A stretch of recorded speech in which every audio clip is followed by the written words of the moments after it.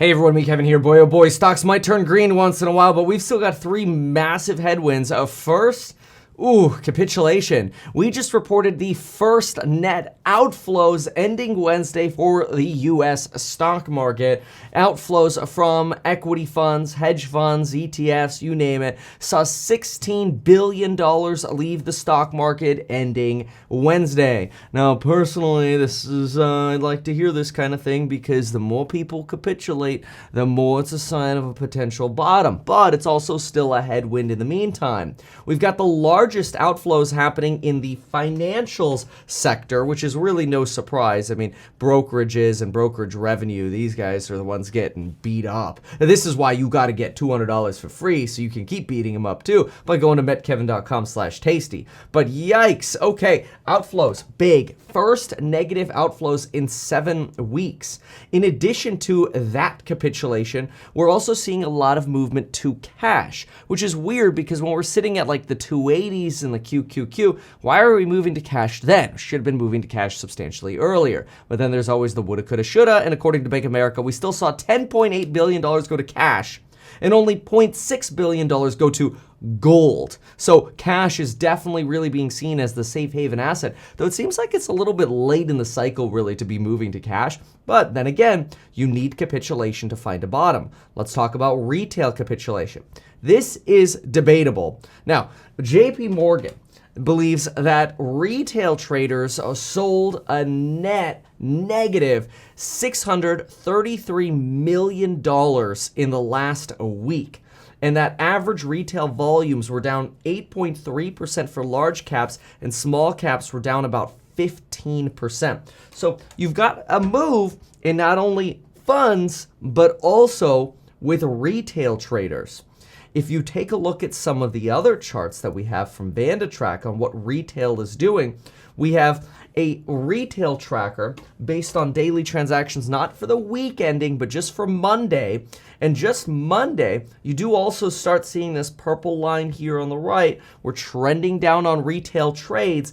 And if we compare the retail investing at the beginning of this week compared to all other sessions, look at the red box. This is where we sit right here that I just colored green, that little red square right there. That is a sign that potentially, I wrote here, we're starting to run out of cash to keep buying the dip. And if you look at retail, one thing that's interesting that you can do is if you take the Monday numbers and then you subtract the money that people put into like SQQQ, the triple short NASDAQ, retail flows for Monday on a green day were one of the lowest positive figures we have seen in a while, but they're still positive. So even though we're seeing outflows from stocks, and even though we're seeing some lower volume from retail, VandaTrack believes no, retail traders have not yet capitulated, but maybe we're finally starting to get closer to capitulation. Here's your retail capitulation chart going back to December of 18. The negative bars over here are signs of capitulation. Those are what you want to pay attention to. As you can see, we don't see that yet for ETFs, the blue, and then the light blue being single stocks.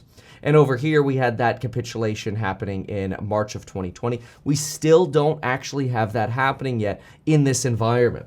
So quite fascinating to look at this. Now, one of the other things that we've really got to pay attention to is spending and then some big other issue, okay? But I do just want to remind you that yes, today is another price increase day, so you can take advantage of that coupon code expiring down below for the programs on building your wealth.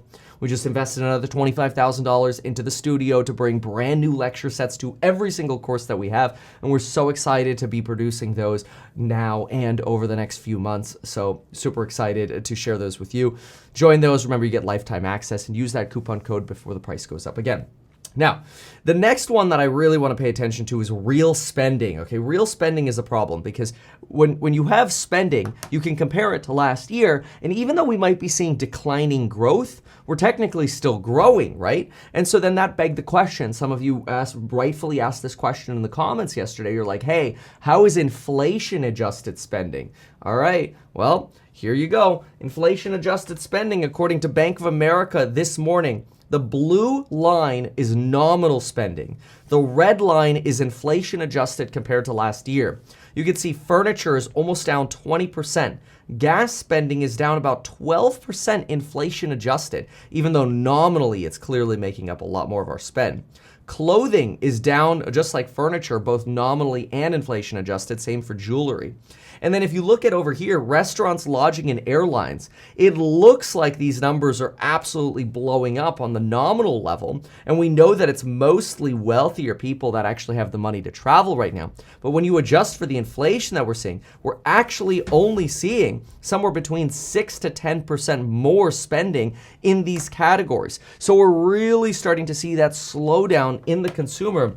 And it's worth noting this is data based in May of 2022. And again, numbers we talked about yesterday from Barclays also started talking about slowdowns at the beginning of June, which also reiterates what Lennar told us about the home building environment, seeing a lot more cancellations in June than in the actual quarter that they were reporting. That's a problem. What else is a problem is a potential for a labor disaster. Now that might sound boring, like, all right, I don't want to hear about jobs. It's actually a big issue for inflation. The reason we could have a big labor issue is take a look at this right here. And no, it's not get life insurance in as little as 5 minutes by going to mettkevin.com/life, which is next to the link for the courses are tasty. It's this right here. U.S. moderation of wage growth is probably a mirage. And so we have this report that, hey, why is it that right here we have this black line which represents the year-over-year growth for wages? Why is it that it looks like it's actually slowing down? And this report tells us that it's probably slowing down because originally the jobs that we lost during the pandemic when we had this fall over here were probably low wage jobs like catering, hospitality, leisure, and so on and so forth.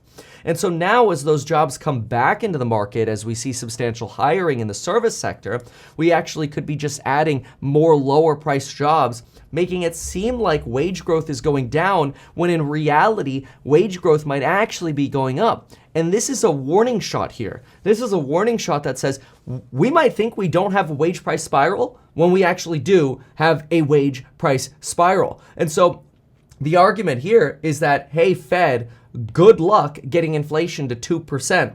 Either wage growth must slow or there has to be a productivity surge or both. Neither looks to be in the cards right now or in the near future to some extent. Yikes, this is not the kind of stuff that we want to hear. And it's not just something that's going to continue to add to inflation dynamics over the next 6 months until we actually balance this out and really maybe start seeing inflation come down. But you see the same thing at even FedEx, who just reported yesterday. FedEx reported about a $300 million impact due to wage issues, higher wages and higher needs for compensation. Now, they do also expect to see some level of slowing in their freight business, which is pretty high margin for them. And so we could see some slowing there at FedEx. Again, freight, very high margins, like 22% margin, which is great. And that's because they expect companies to actually order less because they have so much inventory, which is actually a disinflationary dynamic, right? So we have these like balances that are like, well, we have a lot of inventory, so that's disinflationary, but we might actually have secret wage pressures. And then, of course, we have inertial inflation, which is what we talked about in the real estate and renting sector. So even though you might see inflation come down in certain elements, if wages and start outpacing inflation, and we see the inertial inflation of real estate, we're going to have big issues with the Fed for a while longer. Now, if you don't remember what inertial inflation is, it has to do with what we got from JP Morgan over here, which is that evidence shows that when you have tighter monetary policy, what you do is you move people from home buying and you move them into renting. And when renting supply can't keep up, rents go up. The problem is 30% or 33% actually of CPI, around 1/3 right here of CPI, comes from rent. So it's like the Fed's trying to fight inflation by raising rates, but in doing so, they make people buy less homes and they just drive up rent costs, which drives up 1/3 of inflationary costs. So again, we could see disinflation from inventory, but don't get too excited yet that we're going to go into a disinflationary time anytime soon because of these wage pressures and then also the pressure of inertial inflation. So Now, we've got a little bit of an update that we just talked about regarding capitulation. We talked about FedEx. We talked about inflation, inertial inflation. On top of this, we've also got we also talked about retail spend mostly declining. We now this morning heard that Bullard thinks it's a good idea to front end load. That means hike a lot up front and then maybe pause later once we've hiked a lot up front. It's not a surprise when you have these sorts of wage and inertial inflation pressures that they're going to be more aggressive, although in the short term, they could actually just make things worse, which is a problem. We do also see the spread on the 10-2 curve down to just 3.85 basis points. That's pretty close to seeing the inversion of the yield curve again. And we're starting to finally see a little bit of a flight to safety on bonds again. You see the 10-year is down to 3.09. This is well down from the 3.4 that we saw a while ago, actually as recently as like 9 days ago. And it's a substantial decline in rates, and it somewhat signifies a little bit of a flight back into the bond market that maybe we've finally seen total bond market capitulation. Remember, when we talk capitulation, it's usually a sign of a bottom. In fact, here's a chart on bond market capitulation. You can see we've got massive negatives over here on the right. And it's really consistently the first time we've seen that bond capitulation since the COVID pandemic. And it makes sense that when you see full capitulation, that's when you start to see a bottom, just like we did at the end of 2018. So if anything, I'd be a little bullish on this right here. Check out the programs on building your wealth down below. Thanks for watching, and we'll see you in the next one. Goodbye.